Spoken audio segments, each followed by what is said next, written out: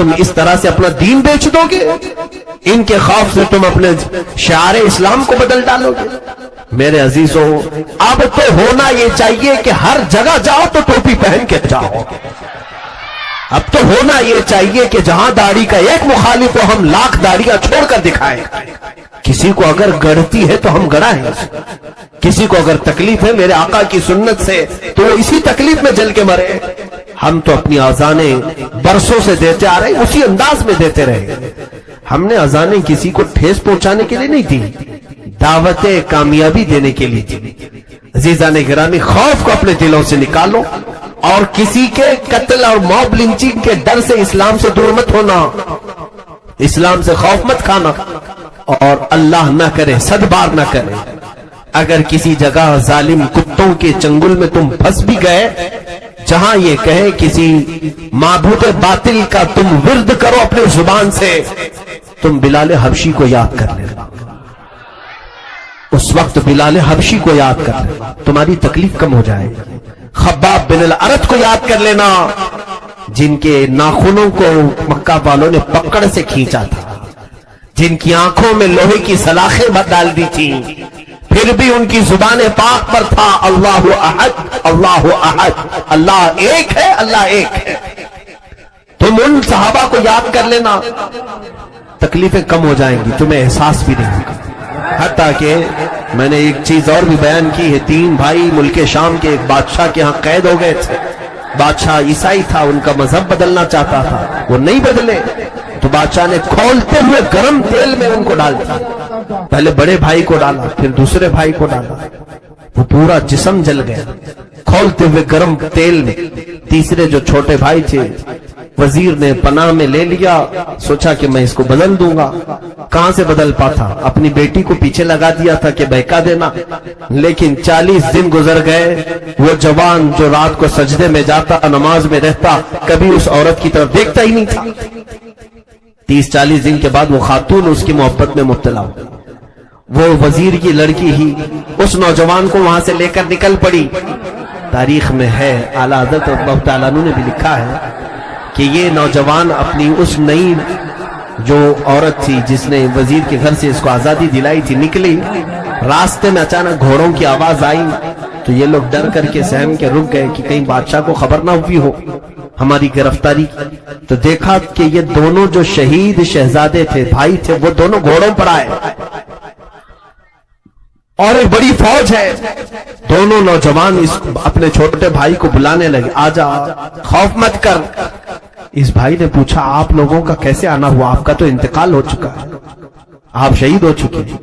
تو ان دونوں نے کہا کہ اے بھائی، تجھے کیا قرآن میں نہیں سنا کہ اللہ کی راہ میں جو مارے جاتے وہ مردہ نہیں ہوتے، وہ شہید زندہ ہے۔ وہ گھوڑوں پر آئے اور کہا کہ یہ ہمارے ساتھ جو فوج آئی ہے اس میں بدری صحابہ بھی ہیں، احد کے صحابہ بھی، اور ہمیں رسول اللہ نے بھیجا ہے کہ تو رات کے وقت ایک تنہا اجنبی لڑکی کے ساتھ جا رہا ہے، ہم تیرے نکاح کے باراتی بن کر کے آئے۔ نکاح کیا۔ اب جو بات میں کہنے جا رہا ہوں وہ یہ ہے کہ اس نوجوان شہزادے نے پوچھا کہ بھیا آپ کو تیل میں ڈالا گیا، کھولتے ہوئے تیل میں آپ کی چمڑی جلنے کا ہم نے وہاں منظر دیکھا، دونوں کو کیا تکلیف نہیں ہوئی، درد نہیں ہوا؟ جس کو آج اس طرح گرفتار کر کے مارا جاتا ہے وہ اس واقعے کو یاد رکھے۔ ان دونوں نوجوانوں نے کہا اے ہمارے ننھے بھائی، درد کس بات کا؟ جس وقت اس ظالم بادشاہ نے کھولتے ہوئے تیل میں ڈالا، درد تو یہ لگ رہا تھا کہ بہت گرم تیل ہے، ادھر ہمارا جسم تھا، سامنے میرے آقا کی ذات موجود تھی، ہمارے آنکھوں میں جمال مصطفیٰ تھا، اور جیسی ہماری آنکھیں بند ہوئی ہمیں ایک دروازہ دکھا، ہم نے پوچھا یہ کیا ہے؟ فرشتوں نے کہا یہ جنت الفردوس ہے۔ ادھر ہم تیل میں گرے کہ ادھر جنت الفردوس میں تھے۔ درد کا احساس نہیں ہوگا، درد کا احساس نہیں ہوگا اگر ایمان پر انتقال ہوا ہے۔ میرے عزیزوں، خوف کو اپنے دلوں سے نکالو، ڈر کو نکالو۔ بات امام مسلم بھی نقیل کی ہے اور کوفہ کی ہے۔ آج پھر زمانہ یہ کوفہ کا ماحول پیدا کر چکا ہے، کوفہ کا ڈر قائم کیا جا رہا ہے، یزید کا ڈر۔ کیا آپ نہیں دیکھ رہے پھر سے یزید تخت پر بیٹھا ہوا ہے؟ اس دور کا یزید کلمہ پڑھتا تھا تو یہ تو کلمہ بھی نہیں پڑھتا ہے۔ لیکن ہے یزید کی چالیں سخت۔ امام مسلم بن عقیل کی شہادت کے بعد ہانی بن عروہ کو اس نے رسیوں میں باندھ کر کے اس 80 سال کے معمر بزرگ کو کوفہ کی گلیوں میں گھمایا، اور اس کے بعد پورے کوفہ میں وہ پکارتے رہتے تھے میرے خاندان والے کہاں ہیں جو میری حفاظت کے لیے آئے تھے۔ کوئی ایک شخص بھی نہیں آتا تھا، ان کے خود کے خاندان والے نہیں آتے تھے۔ ہانی پکارتے رہتے تھے کوئی ہے جو میری مدد کرے گا، کوئی ہے۔ پورے کوفہ میں وہ پکارتے رہے۔ امام مسلم بن عقیل کے بعد رسیوں میں جکڑ کر کے پورے کوفہ میں آپ کو گھمایا گیا۔ اللہ اکبر۔ روایتیں یہ بتاتی ہیں کہ کوفہ کے گورنر ہاؤس کے قریب لا کر کئی سل اور پتھر ان کے جسم پر ڈال دیے گئے، جس سے وہ جام شہادت نوش کر گئے۔ ان کا مزار مبارک بھی آج کوفہ کی جامع مسجد میں موجود ہے۔ ہم نے مسلم بن عقیل کے مزار کی زیارت کی ہے، انہی کے بغل میں ہانی بن عروہ بھی آرام کر رہے ہیں۔ کوفہ کے یہ پہلے شہید ہیں، یہ کربلا کے واقعات میں پہلے شہید۔ یہ خونی منظر جو اب پیش ہوتا ہے 10 محرم کا، اس میں شہادت سب سے پہلے امام مسلم بن عقیل کی۔ امام مسلم بن عقیل بے یار و مددگار دنیا سے چلے گئے، اس طور پر کہ لوگ ان کی مدد نہیں کر سکے، کوئی آیا نہیں۔ اسی لیے لوگوں پر بھروسہ کرنا چھوڑ دو، اللہ کی ذات پر یقین رکھو۔ اللہ جب تک چاہے ہمارا دانا پانی سلامت ہے۔ رب تبارک و تعالی جب تک چاہے ہم سب کے لیے ہر جگہ ماحول سازگار ہے۔ مولا جب نہ چاہے تو پھر ہمارے لیے زمین تنگ ہو جائے گی۔ مولا تعالیٰ امتحان و آزمائش سے گزارتا ہے، ہم سب کو مولا بڑے امتحانوں سے بچائے۔ میرے عزیزوں، آپ کی شہادت کے بعد جو معاملہ امام مسلم بن عقیل کے اولاد کے ساتھ ہوا وہ بڑا دردناک تھا۔ اس اہل بیت کے ننھے پھولوں کے ساتھ کوفہ والوں نے بڑے برے اخلاق سے سلوک کیا، بڑی بدتمیزیاں کی ہیں، اور خون کے آنسو رلانے والے واقعات ہیں کہ ان شہزادوں کو اگر تنہائی میں یاد کرو گے تمہاری آنکھیں ٹپ ٹپ بہنا شروع ہو جائیں گی۔ 2 ننھے سے شہزادے جو امام مسلم بن عقیل اپنے ساتھ لے آئے تھے، قاضی شریح کے پاس چھوڑ دیا تھا۔ قاضی شریح نے جب امام مسلم بن عقیل کی وفات دیکھ لی تو ان کو خطرہ محسوس ہونے لگا کہ یہ بچے کہیں ابن زیاد کے حوالے نہ چلے جائیں، گرفتار نہ ہو جائیں۔ تو ان دونوں بچوں کو بلایا اور کہا بیٹا تمہیں کچھ خبر ہے کوفہ میں کیا ہو رہا ہے؟ وہ ننھے شہزادے پھولوں کی سیج پر کھیلنے والے، اپنے باپ اور ماں کی گودوں میں نرم کھانے والے، ان کو خبر تک نہیں تھی کہ ان کے والد کی وفات ہو چکی ہے۔ اور بھی دردناک انداز میں حضرت قاضی شریح نے ان دونوں بچوں کو کان میں دھیرے سے کہا کہ بیٹا جو تم کو ساتھ کوفہ لے آئے تھے اب وہ تمہارا سایہ نہیں ہے، وہ چھت نکل چکی ہے، تم کھلی دھوپ میں آ چکے ہو، اب کوفہ والے تمہارے جانی دشمن بن جائیں گے، اسی لیے بہتر ہے کہ میں تمہیں مدینے کے راستے پر بھیج دیتا ہوں، تم کسی طرح مدینے پہنچ جاؤ۔ میں پہنچا بھی نہیں سکتا، مدینے پہنچ جاؤ تاکہ تم امن و امان سے اپنی جوانی کاٹ سکو، تم ابھی بچپن میں ہو، ننھی سی کلیاں ہو۔ ان دونوں بچوں کو وہ روتے روتے رات بھر سمجھاتے رہے، اور رات کی آدھے پہر گزر جانے کے بعد دونوں شہزادوں کو لا کر کوفہ کی سرحد پر چھوڑ دیا۔ وہ راستہ مدینے کی طرف جانے والا تھا، ایک قافلہ جا رہا تھا، اور اس قافلے کی طرف سعد نام کا آپ کا بیٹا تھا، اسے کہا کہ اس قافلے میں ساتھ کر دینا، لیکن اس نے ساتھ نہیں کیا، دور سے دکھایا اور چلا آیا۔ یہ دونوں بچے ننھے سے بھاگ نہیں سکتے تھے، قافلے کو پا نہیں سکے، قافلہ تیزی سے چل پڑا اور یہ تھک ہار کر کے بیچ میں سو گئے اور کوفہ کی سرحد پر ہی رہ گئے۔ اور جب صبح ہوئی تو ابن زیاد نے اعلان کیا کہ سنا ہے کہ مسلم کے ساتھ اس کے 2 بیٹے آئے تھے، اور جس نے بھی ان 2 بیٹوں کو پناہ دے رکھا ہے اسے بھی گرفتار کر لاؤ اور ان بچوں کو بھی لے آؤ۔ تو جگہ جگہ ابن زیاد کی فوج گھومنے لگی ان بچوں کی تلاش میں، ہر جگہ یہ لوگ سرگرداں تھے۔ اچانک ایک فوج کو یہ دونوں بچے نظر آ گئے کوفہ کی سرحد پر، تو فوج نے انہیں گرفتار کیا، دونوں بچوں کو لے کر ابن زیاد کے پاس آئے اور حوالے کر دیا۔ ابن زیاد نے دیکھا، پوچھا کیا تم ہی مسلم بن عقیل کے بیٹے ہو؟ وہ دونوں بچے سہم کر کے کہنے لگے ہاں ہمارے باپ کا نام ہی مسلم بن عقیل ہے، اس نے ان کو جیل میں قید کر دیا۔ جن شہزادوں نے جیل کی کبھی ایک دروازے کو تک نہیں دیکھا تھا، ان ننھے شہزادوں کو جیل میں ڈال دیا گیا۔ اور پھر ابن زیاد نے کہا میں یزید سے مشورہ طلب کروں گا کہ ان دونوں بچوں کے ساتھ کیا کیا جائے، جو حکم ہوگا میں اسی کے اعتبار سے عمل کروں گا۔ اس اعتبار سے اس نے جیل میں بند کر دیا۔ جیل کا جو داروغہ تھا مشکور نامی، وہ محب اہل بیت تھا، رسول کریم صلی اللہ علیہ وسلم کے گھر والوں سے محبت کرنے والے تھے۔ حضرت مشکور کو ان بچوں کی حالت پر ترس آ گیا۔ ویسے تو کوئی بھی جیلر جیل میں آنے والوں پر کبھی رحم نہیں کرتا، جیل میں آنے والوں پر اگر وہ رحم کرنے لگے تو سارے لوگ دروازہ توڑ کر نکل جائیں۔ یہ جیلر عام جیلر کی طرح نہیں تھا، مشکور نامی یہ محب اہل بیت ان ننھے سے بچوں کو دیکھ کر کے رات کو رونے لگے اور سوچا کہ زندگی میں کوئی کمائی نیکی کی نہیں، آج ایک نیکی کا موقع ملا ہے، ان بچوں کو آزاد کر دیتا ہوں، چھوڑ دیتا ہوں، تاکہ قیامت کے دن بدلے میں مولا تعالیٰ مجھے جنت تو عطا کرے گا، اہل بیت کے ساتھ حسن سلوک کروں گا۔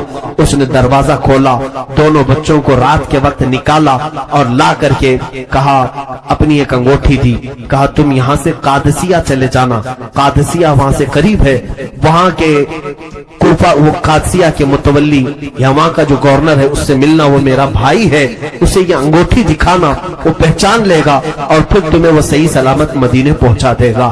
دونوں شہزادوں کو یہ اس مشکور نے آزاد کیا اور صبح ان دونوں شہزادوں کو ایک جگہ چھوڑ دیا اور کہا اس راستے پر چل پڑنا۔ ننھے شہزادے کہاں سفر تنہا کریں، آپ بھی اندازہ کریں اگر ہمارے گھر کا کوئی 8 سال کا بچہ یا 7 سال کا بچہ اسے شہر کے باہر چھوڑ آؤ گے، کہاں جائے گا، وہ کون سا راستہ چلے گا؟ نہ وہ اس زمانے کا انٹرنیٹ، نہ اس زمانے کے کوئی جدید ترقیات اس آب و گیاہ میدان میں چھوڑ آئے۔ ان شہزادوں نے چلنا شروع کیا۔ خداوند ذوالجلال کی قدرت کے فیصلے کیا تھے یہ اللہ بہتر جانتا ہے۔ وہ شہزادے چلتے رہے، راستہ بھٹک گئے، راستہ ایسا بھٹکے کہ نہ وہ قادسیہ پہنچے نہ مدینے کے راستے پر آئے، سیدھے پھر کوفہ کے دروازے پر ہی آ گئے، گھومتے ہوئے کوفہ کے دروازے پر آئے۔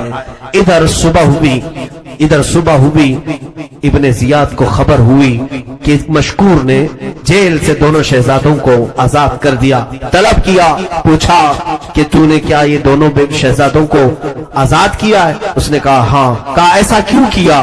کہا اس لیے کہ وہ خاندان رسول کے بچے تھے، انہوں نے تیرا کچھ بگاڑا نہیں ہے۔ میں نے یہ سوچا رسول کے شہزادے اگر جیل میں آ جائیں تو پھر امت کے آزاد رہنے کا مطلب کیا ہوتا ہے؟ پوری امت آزاد ہو، رسول کا گھر جیل میں ہو، یہ مجھے گوارا نہیں ہوا، میں نے آزاد کر دیا۔ کہا کیا تجھے میرا خوف نہیں تھا؟ مشکور نے کہا جس کے دل میں اللہ اس کے رسول کا خوف ہو وہ تجھ جیسے ظالموں کا خوف نہیں رکھتا۔ اس نے سامنے ہی اس طرح کہا تو ابن زیاد برہم ہو گیا اور کہا اب سن لے تو، تیرے ساتھ میں وہ سلوک کروں گا تیرے ساتھ کہ دنیا میں ایسی موت کسی کی نہیں ہوئی ہوگی۔ مشکور نے کہا البتہ تو جو چاہتا ہے وہ کر لیتا ہے ظلم و زیادتی کے ساتھ، لیکن میرا یقین یہ کہتا ہے تو گستاخ اہل بیت ہے، رسول اللہ کے گھر والوں کا خون تیرے ہاتھوں میں لگا ہے، تیری موت ایسی ہوگی کہ قیامت تک تیری موت کو بیان کیا جاتا رہے گا۔